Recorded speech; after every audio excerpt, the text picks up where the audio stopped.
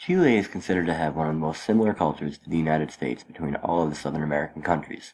Because of this, it is not too terribly difficult to blend in with many of the other natives that live there. Throughout history, Europeans have typically migrated to regions of land where they can grow wine grapes, meaning it is mostly Caucasians that live in the countries of Chile and Argentina.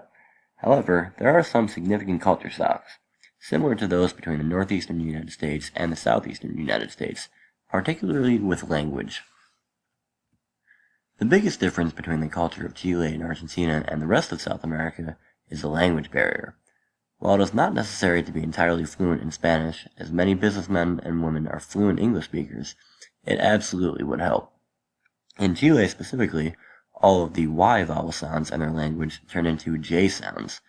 Even people who speak Spanish as their first language tend to have an issue with understanding their own version of Spanish.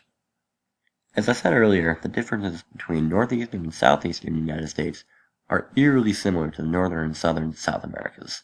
Similarly, as well to the southern U.S., towns are much more separated and access to mainstream stores and shops is harder to find. Running water also sparsely populates the more remote towns in the region. There's a tale as old as our advanced civilization, basically saying tap water in any countries other than European, East Asian, Canada, and the U.S.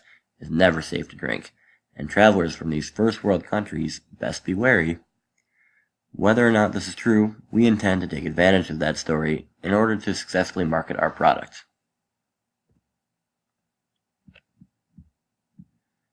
In an effort to make potential buyers more inclined to consider our product, we need to showcase why they should care. If travelers see a trusted product, like Brita, or something they remember from back home, they should have a little more faith in the place where they are staying with regards to water. Many of these travelers may be coming from the U.S., where Nalgene's are an enormous industry, and are filled up most often with tap water. If we can convince these hostels that they will be a more trusted home away from home for travelers from around the world, we can convince them they need over-the-tap filter sinks or pitchers in their refrigerators. Like most Spanish cultures, their lives are centered around family and food. The best way to sell a product is over a meal, or rather multiple meals. They are a rather slow-moving society and like to take their time when it comes to business transactions.